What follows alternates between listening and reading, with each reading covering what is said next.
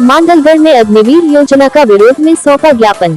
आज सरकार द्वारा अग्निवीर योजना को लेकर मांडलगढ़ कांग्रेस कार्यकर्ता द्वारा शांतिपूर्ण किया गया विरोध प्रदर्शन व सौंपा गया ज्ञापन। मांडलगढ़ डाक बंगला बाईपास से कांग्रेस कार्यकर्ताओं ने विदा होते हुए मांडलगढ़ सकल से कोटक शांतिपूर्ण रैली का आयोजन किया। रैली में मौजूद पूर्व विधायक विवेक धाकर, के.एस. भाटी, प्रभारी पीसीसी लक्ष्मण सिंह गोदान, ग्राम बोर्ड अध्यक्ष आशा देवी भील, प्रधान पंचायत समिति बिजोलिया सतीश जोशी, प्रधान पंचायत समिति मांडलगढ़ जफरटाक, अध्यक्ष नगर पालिका मांडलगढ़ रफीक टॉक सिलचर, संचालन कर्ता पूर्व का अध्यक्ष अनीता सुराना, जिला पार्षद अध्यक्ष और कई पार्षद कार्यकर्ता मौजूद रहे। राजस्थान मांडलगढ़ से संवाददाता जावेद अख्तर खान की रिपोर्ट। विधानसभा मांडलगढ़ के इस विरोध प्रदर्शन में आपने अपना कवरेज दिया और आप हमारा वर्जन ले रहे हैं, क्योंकि एक बहुत बड़ा जिसे कहते हैं प्लेटफॉर्म, और आज भी भारत में प्रिंट मीडिया और इलेक्ट्रॉनिक मीडिया को उसी सेंटिटी से देखा जाता है जो वो बताते हैं, उसको बहुत बड़े आदर से देखा जाता है। मेरा निवेदन इसमें ये है, जैसा कि हमारे मंत्री जी यहाँ पधारे हैं आदरणीय लक्ष्मण सिंह जी साहब, हमारे पीसीसी के पर्यवेक्षक पधारे हैं आदरणीय भाटी साहब, मेरे यूथ के साथी रहे हैं, अभी यूथ के असेंबली महासचिव हैं भाई अमनदीप जी यहाँ पर पधारे हैं। और इनका जो वो है कि हमारे राष्ट्रीय नेतृत्व ने, अखिल भारतीय कांग्रेस कमेटी ने जो ये अग्निपथ योजना है, जिसके माध्यम से अग्निवीर जो ये 4 साल के लिए लेंगे, उसके लिए ये हम लोग कांग्रेस विरोध कर रही है। और उसका विरोध सिर्फ विरोध नहीं है, एक तार्किक विरोध है। उस पर हम कुछ सवालात केंद्र सरकार से कर रहे हैं और उसी के तहत हर स्तर पर जाकर जनता के बीच में वो सवाल हम रख रहे हैं। और लोकतांत्रिक माध्यम से आज भी आपने देखा होगा हमारा विरोध प्रदर्शन शांतिपूर्वक विरोध प्रदर्शन था, जिसका निर्देश हमें एआईसीसी और पीसीसी में मिला है। हमारे आदरणीय मुख्यमंत्री जी गहलोत साहब और हमारे अध्यक्ष जी डोटासरा जी और हमारे जितने भी सीनियर लीडर्स हैं, उन्होंने कहा है कि आप प्रदर्शन करें और शांतिपूर्वक लोकतांत्रिक ढंग से प्रदर्शन करें। मेरा 2-3 चीज़ों पर वो है, इसके माध्यम से मैं आपके माध्यम से एक सवाल पूछना चाह रहा हूँ कि अभी ये योजना का जो इन्होंने लॉन्च करा है, जिसका रखा है प्रस्ताव, अभी ऐसी क्या स्थिति है? 8 साल की इनकी बहुमत की सरकार है। ये योजना अगर ऐसा था, जिस टाइम पे जैसे जरूरत होती है, अपन कोई बीमार होता है तब हॉस्पिटल में ले जाते हैं। बिल्कुल। पठानकोट प्रकरण हुआ उसमें, जिसमें इन्होंने वहाँ पर हमारे जवान शहीद हुए, उसके बाद ये सुरक्षा की अगर बात कर रहे हैं, सुरक्षा के लिए हमें अर्जेंट बेसिस पे, यूटीपी जिसे कहते हैं, अर्जेंट टेम्परेरी बेसिस पे जो चीज़ ये भी हो, यूटीपी पैटर्न पे लेना चाह रहे हैं, तो वो अर्जेंट टेम्परेरी बेसिस अभी क्या है? सर्जिकल स्ट्राइक करी तब नहीं लिया इन्होंने। हमारे सीडीएस रावत साहब का प्लेन क्रैश का वो हुआ, जिसकी रिपोर्ट अब तक सार्वजनिक नहीं हुई है कि इतने बड़ा हमारा जो सेना का अधिकारी था, तीनों सेना का जो भी इन्होंने क्रिएट करा था, सीडीएस रावत साहब की, उस पर इन्होंने वो नहीं करा।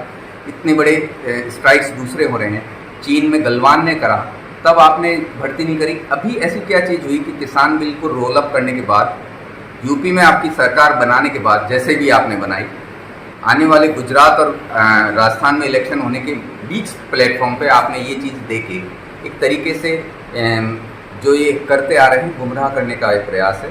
और इसके लिए कांग्रेस एक विरोध पूछ रही है, जैसा कि हमारे मंत्री जी ने कहा हमारे आदरणीय पर, कि आप प्रदर्शन करें और शांतिपूर्वक लोकतांत्रिक ढंग से प्रदर्शन करें। मेरा 2-3 चीज़ों पर वो है, इसके माध्यम से मैं आपके माध्यम से एक सवाल पूछना चाह रहा हूँ कि अभी ये योजना का जो इन्होंने लॉन्च करा है, जिसका रखा है प्रस्ताव, अभी ऐसी क्या स्थिति है? 8 साल की इनकी बहुमत की सरकार है।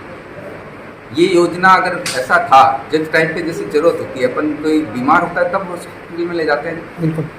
पठानकोट प्रकरण हुआ उसमें, जिसमें इन्होंने वहाँ पर हमारे जवान शहीद हुए, उसके बाद ये सुरक्षा की अगर बात कर रहे हैं, सुरक्षा के लिए हमें अर्जेंट बेसिस पे, यूटीपी जिसे कहते हैं, अर्जेंट टेम्परेरी बेसिस पे जो चीज़ ये भी हो, यूटीपी पैटर्न पे लेना चाह रहे हैं, तो वो अर्जेंट टेम्परेरी बेसिस अभी क्या है? सर्जिकल स्ट्राइक करी तब नहीं लिया इन्होंने। हमारे सीडीएस रावत साहब का प्लेन क्रैश का वो हुआ, जिसकी रिपोर्ट अब तक सार्वजनिक नहीं हुई है कि इतने बड़ा हमारा जो सेना का अधिकारी था, तीनों सेना का जो भी इन्होंने क्रिएट करा था, सीडीएस रावत साहब की, उस पर इन्होंने वो नहीं करा। इतने बड़े स्ट्राइक्स दूसरे हो रहे हैं, चीन में गलवान ने करा, तब आपने भर्ती नहीं करी। अभी ऐसी क्या चीज़ हुई कि किसान बिल को रोल अप करने के बाद, यूपी में आपकी सरकार बनाने के बाद, जैसे भी आपने बनाई, आने वाले गुजरात और राजस्थान में इलेक्शन होने के बीच प्लेटफॉर्म पे आपने ये चीज़ देखी, एक तरीके से जो ये करते आ रहे हैं गुमराह करने का एक प्रयास है। और इसके लिए कांग्रेस एक तरफ विरोध पूछ रही है, जैसा कि हमारे मंत्री जी ने कहा, हमारे आदरणीय पर्यवेक्षक जी ने कहा कि इसमें 17 साल की उम्र में आप हमको वो लेने का बात कर रहे हो 4 साल के लिए। एक हमारे स्वतंत्रता के बाद जो मुझे बताया गया था, स्वतंत्रता के समय हमारी एवरेज औसत आयु थी 35 साल और आज की औसत आयु है 60 साल।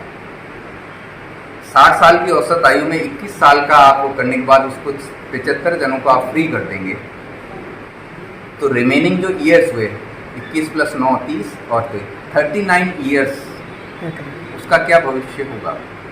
वो न तो प्रॉपर ग्रेजुएशन कर पाएगा, आपकी वहाँ ट्रेनिंग होगी और वहाँ पर ड्यूटी पे तैनात रहेगा, तो न तो एजुकेशन उसका कंप्लीट हो पाएगा, न वो प्रॉपर ग्रेजुएट हो पाएगा, देन उसका भविष्य का क्या है। दूसरी चीज़ इसमें जो आप ये कह रहे हैं, इसके लिए आपका बजट व्यवस्था क्या है?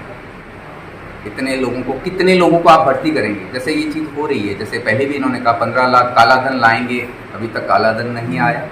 15 लाख उसमें आएंगे, वो नहीं हुआ। नोटबंदी के टाइम पे इन्होंने, डिमोनेटाइजेशन के टाइम में इन्होंने कहा फेक करेंसी बंद हो जाएगी टोटली, अभी रोज़ पकड़ में आ रही है। ऐसे ही अगर ये चीज़ आप भर्ती कर रहे हैं, इसके बजट का क्या एलोकेशन होगा? कैसे आप बजट को करेंगे? इन लोगों को कहाँ आप डिप्लॉय करेंगे? जहाँ हनी ट्रैप के इतने मामले आ रहे हैं, जहाँ हम उस दौर से क्या काम करें।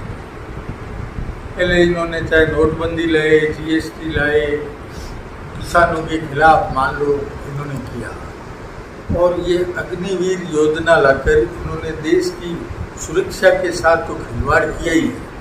उसके साथ आज इनके राज में जो युवाओं के बेरोजगारी की स्थिति है, वो पिछले 40-45 साल में सबसे खराब स्थिति है, और युवाओं को चौराहे पे ला दिया।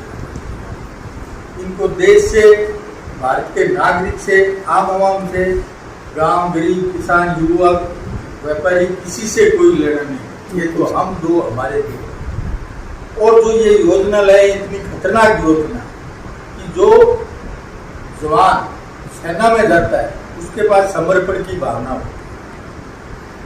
इसके साथ में वो मजबूती से आप और हमारे देश की रक्षा करते हो, आप और हमारी भी रक्षा करते हो। आज आप और हम इसलिए सुरक्षित है कि हमारा जवान वहाँ मजबूती से रहता है।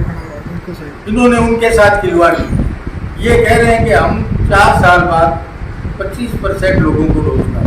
मैं मोदी जी से और अमित शाह जी से पूछना चाहता हूँ कि जो रिटायर्ड फौजी है उनको तो ये रोजगार दे नहीं पा रहे, तो ये अभी जो नए भर्ती करेंगे उनको कहाँ से करेंगे?